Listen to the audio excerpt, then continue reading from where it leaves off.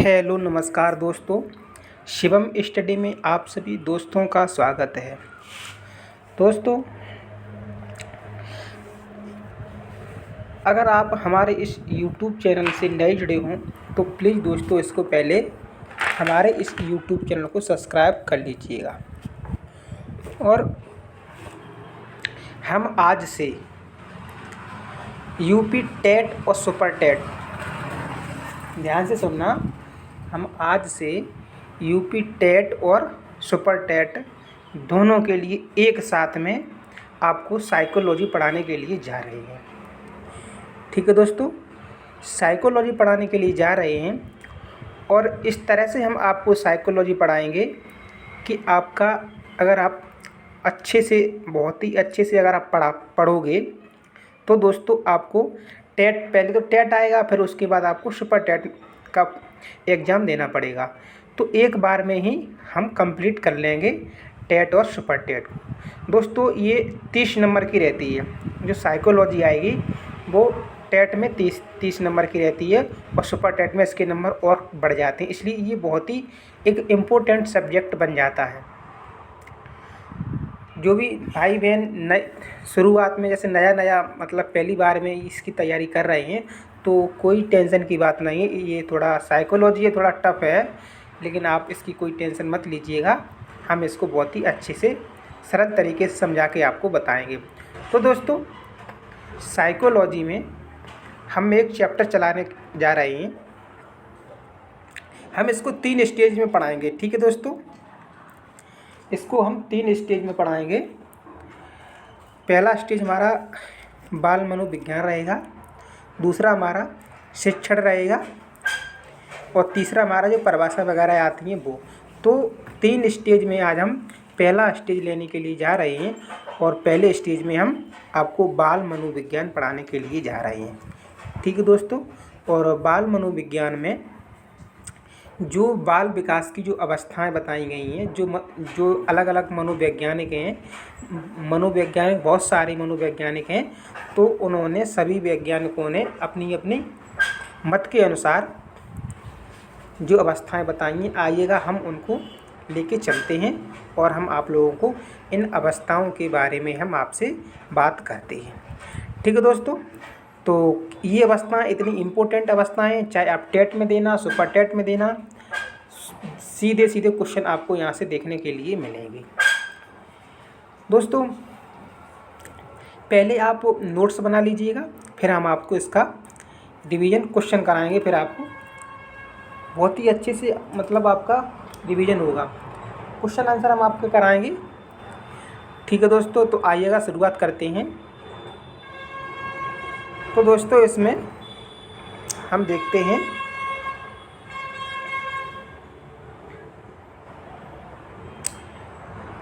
बाल विकास की अवस्था। क्या देखते हैं? बाल विकास की अवस्था।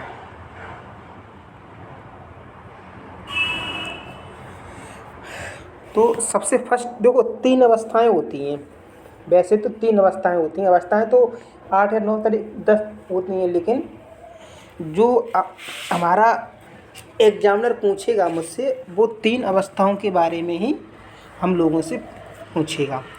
तो सबसे पहली अवस्था हमारी है दोस्तों, तो वो हमारी है शैशवावस्था, जो कि यहाँ पर आपको दिख रही है। सबसे पहली अवस्था हमारी शैशवावस्था, और जो दूसरी अवस्था रहेगी वो शैशवावस्था के बाद फिर बाल्यावस्था और फिर किशोरावस्था। तो दोस्तों, इस तरह से 3 अवस्थाएं मानी जाती हैं। तो आज हम सिर्फ और सिर्फ शैशवावस्था के बारे में आप लोगों से बातचीत करेंगे। कल हमारी बाल्यावस्था चलेगी और परसों हमारी किशोरावस्था चलेगी। इस प्रकार से हमारी ये 3 चैप्टर, ये 3 मतलब क्लास में तीनों अवस्थाएं समाप्त हो जाएंगी।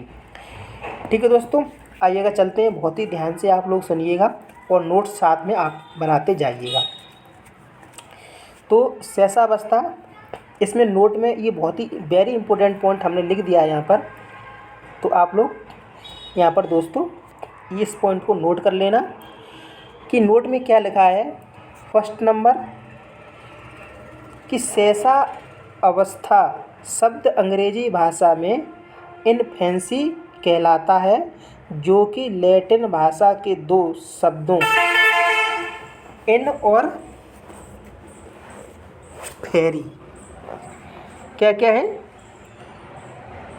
इन और फेरी से मिलकर बना है, जिसका अर्थ है न तो बोल पाना। इस ज़्यादातर मतलब जो ज़्यादातर विद्वान थे शैशवावस्था को सिर्फ 2 वर्ष मानते हैं। जहाँ मतलब ये इसकी परिभाषा हो गई है। और ज़्यादातर जो वैज्ञानिक हैं, हमारे जो बाल मनोविज्ञान है, वो शैशवावस्था को 2 वर्ष सिर्फ 2 वर्ष मानते हैं। लेकिन हमने यहाँ पर लिखा हुआ है कि शैशवावस्था 0 से 6 वर्ष तक की इसकी अवस्था होती है शैशवावस्था की। ये यहाँ पर जो हमने लिखा हुआ है, 1 मिनट कलर चेंज करके आपको बता रहे हैं, ये वाली ये शैशवावस्था है। और इसकी जो उम्र पूछी जाती है वो 0 से 6 वर्ष तक।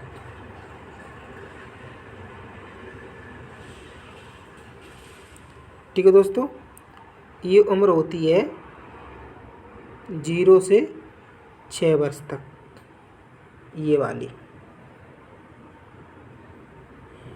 ठीक है दोस्तों, अब हम आते हैं सेकंड नंबर नोट पॉइंट पे। प्याजे की अवस्थाओं की पहली अवस्था संवेदी पेशी अवस्था 0 से 2 वर्ष को शैशवावस्था माना जाता है।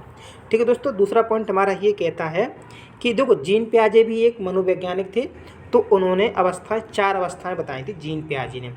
ठीक है दोस्तों, तो उन्हीं अवस्थाओं की यहाँ पर ये चर्चा हो रही है। तो उनकी जो पहली अवस्था थी, तो पहली अवस्था की उन्होंने जो संवेदी पेशी अवस्था थी, तो उसकी उम्र उन्होंने 0 से 2 वर्ष को शैशवावस्था माना था वहाँ पर, किसने, पियाजे जी ने। शुरुआत में आपको ये थोड़ा नया नया लग रहा है दोस्तों, तो थोड़ा कम समझ में आएगा, लेकिन कोई दिक्कत नहीं, आपको ये पढ़ना पड़ेगा क्योंकि ये बाल मनोविज्ञान है। ये सब कुछ ऐसे ही आता है, टेंशन की कोई बात नहीं। तो अब शैशवावस्था की देखो, ये तो नोट पॉइंट हो गए, इनकी परिभाषाएं में हो गई। अब शैशवावस्था की और परिभाषाएं क्या क्या हैं भाई। नोट के बारे में हमने क्या पढ़ लिया। शैशवावस्था शब्द है वो किससे, अंग्रेजी भाषा के इन्फेंसी, अंग्रेजी भाषा में इन्फेंसी कहलाता है, जो कि लैटिन भाषा के 2 शब्द इन और फेरी से मिलकर बना है, जिसका अर्थ है न बोल पाना। भाई छोटा बच्चा क्या बोल पाएगा, नहीं बोल पाएगा, तो वही है ना इसका अर्थ, कहानी खत्म इसकी, और क्या। और ज़्यादातर इसके जो विद्वान है, इसकी उम्र है वो 2 वर्ष तक मानते हैं। अब सेकंड नंबर पॉइंट हमारा है जो इन नोट में कि पियाजे की जो अवस्था है, पहली अवस्था संवेदी पेशी अवस्था है, जिसमें 0 से लेकर 2 वर्ष शैशवावस्था माना है पियाजे की 4 अवस्था पियाजे ने माना है। तो यहाँ पर ही वो शैशवावस्था की बात कर रहा है। अब देखो शैशवावस्था की परिभाषा दोस्तों, ये परिभाषा जैसी की तैसी, हमने ये वेरी इंपॉर्टेंट पॉइंट डाला है ये तो वास्तविक में ये परिभाषाएं दोस्तों, ये बहुत ही आपके लिए बहुत ही इम्पोर्टेंट परिभाषाएं हैं। ठीक है दोस्तों, तो आइएगा देखते हैं परिभाषाएं। जैसे एक मनोवैज्ञानिक हमारे थे वैलेंटाइन, ये वैलेंटाइन मनोवैज्ञानिक का नाम है। इन्होंने परिभाषा क्या दी है कि शैशवावस्था सीखने का आदर्श काल है। तो क्वेश्चन ऐसे ही आएगा कि सीखने का आदर्श काल है, ये परिभाषा किसने दी, तो वैलेंटाइन ने। ठीक है दोस्तों, तो हमारी एक परिभाषा ये क्लियर हो गई। दूसरे नंबर पे आते हैं गैसिल। तो दोस्तों गैसिल भी एक मनोवैज्ञानिक थे, तो इन्होंने परिभाषा क्या दी है शैशवावस्था के बारे में, बालक अपने जीवन के प्रथम 6 वर्षों में 12 वर्ष की उम्र का दोगुना सीख लेते हैं। ठीक है दोस्तों, तो इन्होंने ये वाली परिभाषा दी, किसने, गैसिल ने। तो ये हमारी दूसरी परिभाषा भी कंप्लीट हो गई। तीसरी परिभाषा पे आते हैं दोस्तों, वाटसन, जेबी वाटसन है। ठीक है दोस्तों, तो जेबी वाटसन की परिभाषा क्या है कि शैशवावस्था में सीखने की सीमा एवं तीव्रता किसी भी अवस्था से ज़्यादा होती है।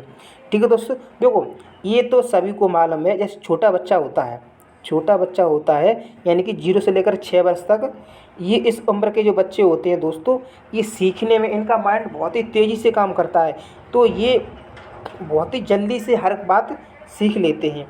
ठीक है, तो वही जो जेबी वाटसन कहते हैं कि शैशवावस्था में सीखने की सीमा एवं तीव्रता किसी भी अवस्था से ज़्यादा होती है। तो ये सेकंड नंबर भी हमारा जो जेबी वाटसन भी हमारे कंप्लीट हो गए इनकी परिभाषा।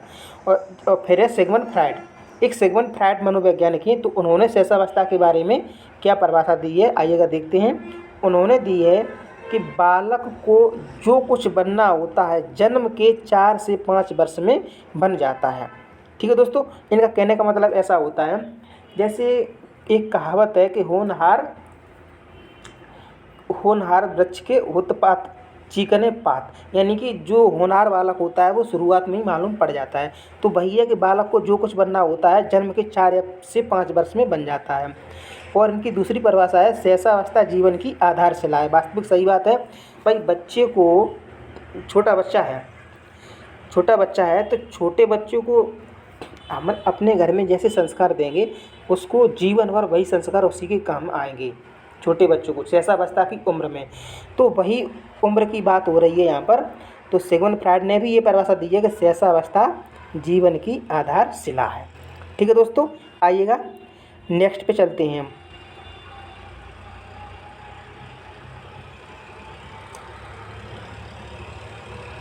नेक्स्ट अब दोस्तों हम यहाँ पर देखते हैं,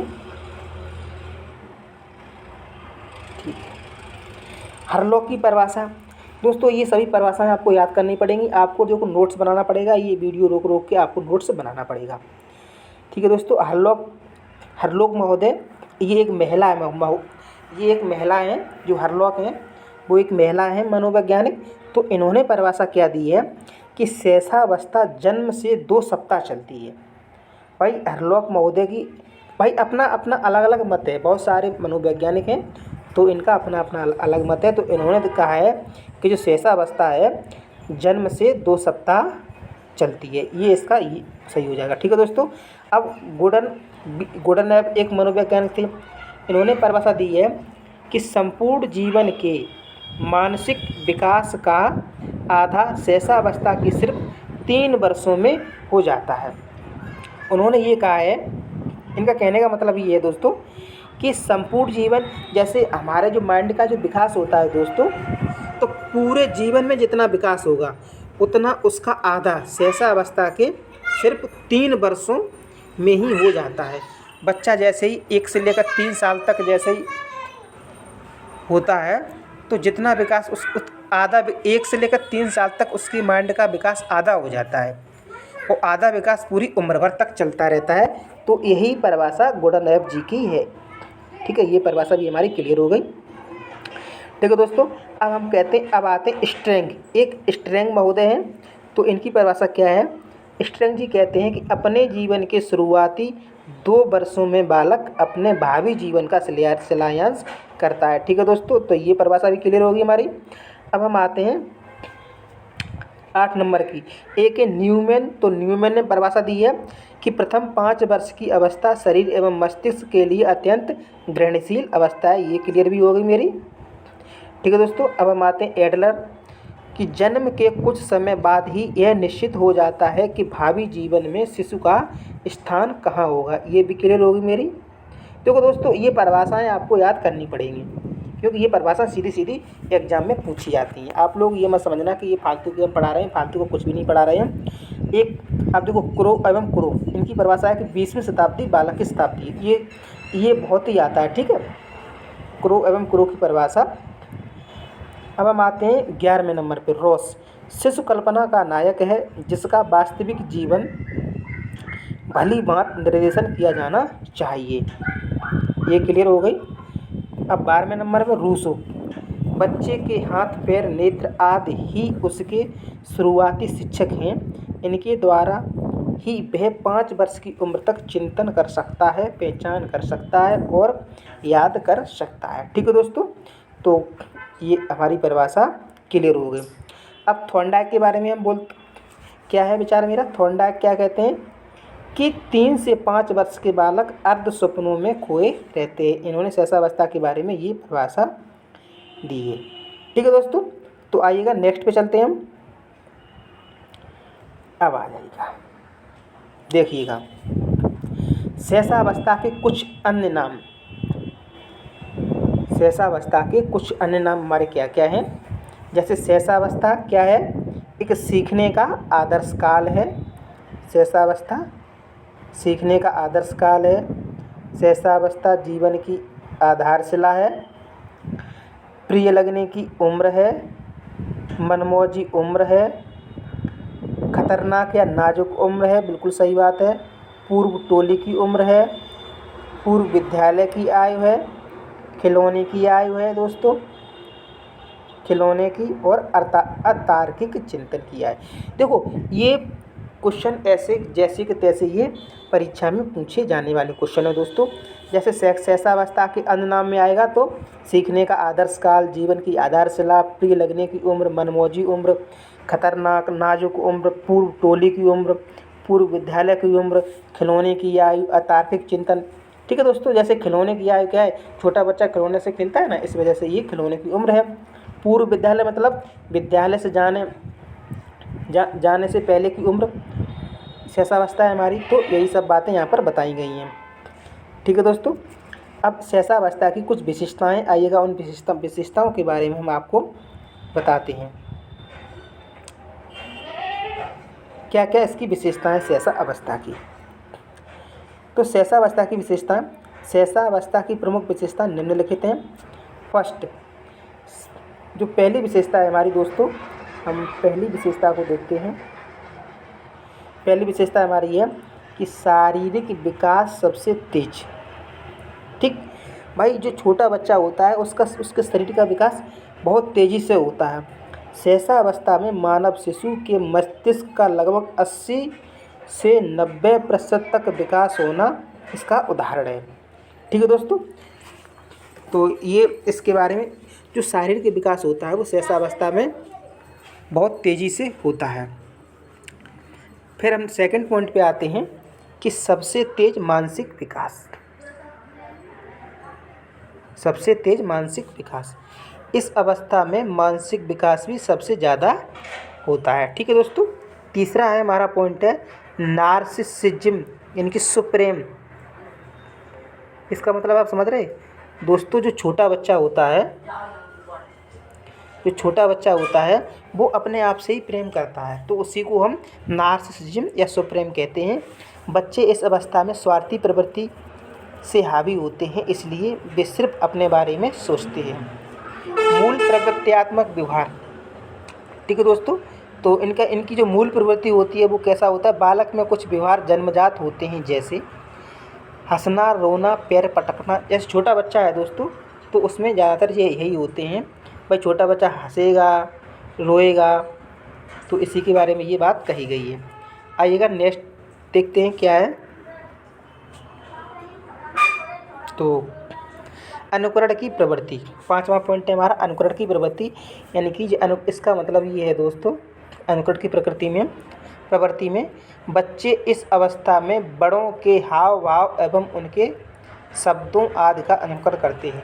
जैसे छोटा बच्चा है तो हम लोग जैसे बोलते हैं, जैसे बच्चे के सामने पप्पा, मम्मा, तो इस तरह से मतलब जब बोलते हैं तो बच्चा भी मतलब बोलने की कोशिश करता है, और कोशिश करने के साथ साथ वो धीरे धीरे हम जो बुलवाना चाह रहे हैं उससे वो बोलने लगता है धीरे धीरे। अब हमारा छठा नंबर पॉइंट है क्षणिक मित्रता। छठा नंबर पॉइंट हमारा दोस्तों है क्षणिक मित्रता। क्षणिक मतलब थोड़ी देर की मित्रता, ये छठा पॉइंट। तो छठा पॉइंट हमारा है क्षणिक मित्रता। इस अवस्था में सामाजिक विकास की दिशा बहुत बेहतर नहीं होती है, फिर भी कभी कभी बच्चे पास पड़ोस के बच्चों के साथ खिलौनों की अदला बदली करके खेलते हैं और कई बार आपस में झगड़ा भी कर लेते हैं, अतः मित्रता स्थायी नहीं होती है। कहने का मतलब ये है दोस्तों, जैसे छोटा बच्चा होता है तो पहले से बच्चों में खेलते रहते हैं आपस में, छोटे बच्चे होते हैं तो मिट्टी में खेलते रहते हैं या उनके आसपास में खेलते रहते हैं, तो अपना खिलौना लेते हैं तो ऐसा लगता है पास में खेले तो बहुत दोस्ती है। लेकिन क्या होता है, अगर उसका खिलौना दूसरे बच्चे ने छीन लिया, ठीक है, खेल में दूसरे बच्चे ने खिलौना उसका ले लिया, तो दोस्तों वो तुरंत रोने लगता है और उस बच्चे को मारने लगता है। तो इसका कहने का मतलब है कि पहले तो वो दोस्त था, फिर तुरंत ही उसे मारने लगा। तो यही एक पॉइंट है क्षणिक मित्रता। छोटे बच्चे में अक्सर ऐसा होता है। आप लोगों के घर में बच्चे होंगे तो आप लोग भी जानते हैं कि बच्चे मतलब किस तरह से होते हैं। तो कल्पना की तीव्रता मतलब क्या है, इस उम्र में बालक झूठी परियों की, जानवरों की काल्पनिक कहानियाँ सुनता है। ठीक है दोस्तों, तो इसका मतलब ये है दोस्तों, जैसे अब छोटा बच्चा होता है तो एक मतलब कहानी बहुत सुनता है, जानवरों की कहानी है या कोई भी मतलब कहानी। कितनी घर में जो दादी नानी होती हैं वो छोटे बच्चों को कहानी सुनाती हैं, तो वो इन्हीं कहानियों को बहुत अच्छे से सुनते हैं और वो अपने मन में कल्पना करते हैं हाँ कि इस तरह से होता होगा, इस तरह से होता होगा। तो यही पॉइंट हमारा कहना चाह रहा है। तो ये सब शैशवावस्था में होता है। दूसरों पर निर्भरता इसका मतलब ये है कि इस उम्र में बालक अपनी ज़्यादातर ज़रूरतों के लिए दूसरों पर निर्भर होता है। ठीक है, वास्तविक बात सही है। भाई छोटा बच्चा है वो अभी तक 4 या 5 साल का है या 2 या 3 साल का, यानी कि 0 से लेकर 6 वर्ष तक तो वो कुछ शैशवावस्था में ही रहेगा। तो वो अपने माता पिता पर ही डिपेंड रहेगा, खुद तो कुछ नहीं कर पाएगा। ठीक है दोस्तों, अब 9वां नंबर पॉइंट है नैतिक भावना का अभाव। तो नैतिक भावना का अभाव 9वां नंबर पॉइंट हमारा ये क्या कह रहा है कि नैतिक भावना का अभाव में इस उम्र में बालक में सही गलत का अंतर मालूम नहीं होने के कारण नैतिकता का अभाव पाया जाता है। देखो दोस्तों, छोटे बच्चे होते हैं तो इसमें उनको क्या मालूम कि जैसे इस पॉइंट को देखो हम इस तरह से आपको समझा रहे हैं, नैतिकता भावना का अभाव। जैसे बच्चे को उसके पिताजी ने या मतलब पिताजी को तो इतना नहीं करेगा, अपने पापा को नहीं करेगा, बट ऐसे दादा ने ले लिया, ठीक है, या पास पड़ोस के किसी बुजुर्ग व्यक्ति ने ले लिया, तो बच्चा क्या करता है, रोने लगता है। रोने के बाद उनकी मूंछें हैं उनको वो पकड़ने लगता है, बाल पकड़ने लगता है और उनको मतलब थप्पड़ लगाने लगता है गाल में गुस्से में। तो उसको क्या मालूम मतलब हमको ये सब करना चाहिए या नहीं करना चाहिए, यानी कि जो नैतिक चीज़ें होती हैं उसका छोटे बच्चों में अभाव होता है। तो वही हमारा ये पॉइंट बोल रहा है। अब 10वां नंबर पॉइंट हमारा है कि दूसरे शिशुओं में रुचि। ठीक है दोस्तों, ये पॉइंट हमारा क्या कह रहा है कि दूसरे शिशुओं में रुचि। तो इस अवस्था में बालकों में अपने से छोटे बच्चे या नवजात शिशुओं में रुचि होती है और वे आपस में कूट भाषा में बात करते हैं।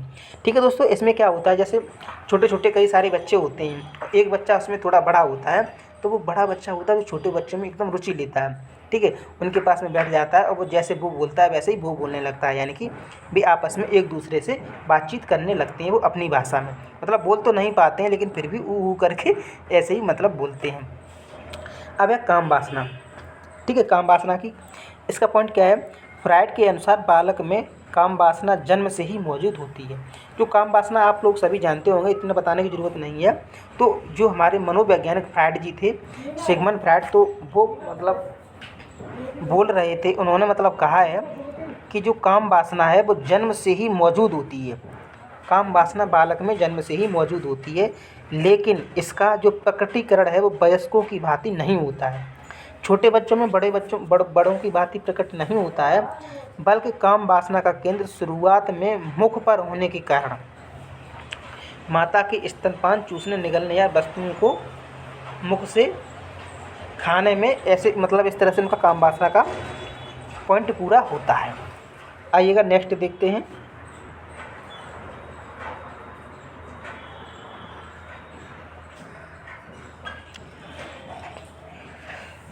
रखने के द्वारा होती है।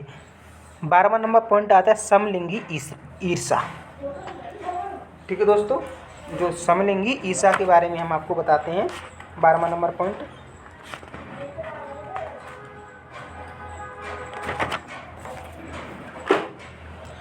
तो यह शब्द भी फ्राइड ने दिया है। जो समलिंगी ईर्षा है तो यह शब्द भी फ्राइड ने दिया है। इसकी अवधि 3 से 6 वर्ष होती है। ठीक है दोस्तों, अब देखो समलिंगी ईर्षा मतलब ये एक तरफ तो हमने बालक ले लिया और एक तरफ हमने बालिका ले ली। ठीक है दोस्तों, बालक और बालिका। अब देखो बालक में क्या होता है, बालक है तो वो क्या करेगा, मातृ प्रेम और पितृ ईर्षा। पितृ प्रेम ये नहीं, ये ऊपर वाला। ठीक है दोस्तों, ये पितृ ईर्षा और मातृ प्रेम यानी कि ओडिपस ग्रंथि। आइएगा इस पॉइंट को हम आपको समझाते हैं। देखो दोस्तों, आप लोग सभी जानते हैं, और न जानते हैं तो आज से आप लोग जान जाइएगा कि आप लोगों ने अपने अपने घर में देखा होगा कि जैसे आप, अगर आप मतलब कोई भी हो, अगर आप देखो लेडीज़ हैं या जेंट्स हैं, हम आप पहले अगर आप मतलब लड़का हो, आप जो भी क्लास हमारी ले रहे हैं, तो हम आपको बता रहे हैं कि जैसे आप लड़का हो तो आप क्या करोगे, आपका अपने माता पिता से ज़्यादा अपनी माता के प्रति प्रेम ज़्यादा होगा और पिता के प्रति इतना प्रेम नहीं होगा। ये बात बिल्कुल क्लियर है। ठीक है दोस्तों, जो लड़का होता है उसका माता के प्रति प्रेम अधिक होता है और पिता के प्रति इतना नहीं होता है। किसके कारण मतलब ये सब होता है, ओडिपस ग्रंथि। ठीक है दोस्तों, कौन सी ग्रंथि है, ओडिपस ग्रंथि। ये क्वेश्चन डायरेक्ट मतलब पूछा जाता है। ओडिपस ग्रंथि के कारण वो जो बालक है, जो लड़का है, वो मातृ प्रेम करता है और पितृ ईर्षा होती है, यानी कि ये समलिंगी ईर्षा। अब देखो, अब अगर सामने कोई लड़की है या बालिका है, तो बालिका जो होती है, अब हम जैसे सामने मेरी क्लास कोई लड़की ले रही है तो उसके बारे में अब हम पॉइंट बोल रहे हैं। ये तो कोई लड़की है तो वो देखो पितृ प्रेम करेगी, ठीक है, मतलब अपने पिता से मतलब ज़्यादा वो रखेगी और माता से इतनी लगाव माता से उसका नहीं होगा। ठीक है, क्योंकि उसके अंतर्गत इलेक्ट्रा ग्रंथि होती है, लड़कियों के अंदर इलेक्ट्रा ग्रंथि होती है। तो देखो सीधी सी बात यही है कि समलिंगी ईर्षा का मतलब यही है कि जो बच्चे होते हैं, बच्चे क्या देखो बड़े भी हो जाएं फिर भी, जैसे जो लड़का होता है तो उनकी माता के प्रति उनका लगाव ज़्यादा होता है, पिता के प्रति इतना नहीं होता है। और लड़कियों का पिता के प्रति लगाव होता है और माता के प्रति इतना नहीं होता, लगाव होता है बट इतना नहीं होता। ऐसा नहीं कि घर में रहेंगे तो उनसे मिलकर बिल्कुल ईर्षा करेंगे, बोलेंगे नहीं, ऐसा कुछ भी नहीं, कि लगाव होता है अंदर से। तो भाई मतलब मनोवैज्ञानिकों ने बताया है।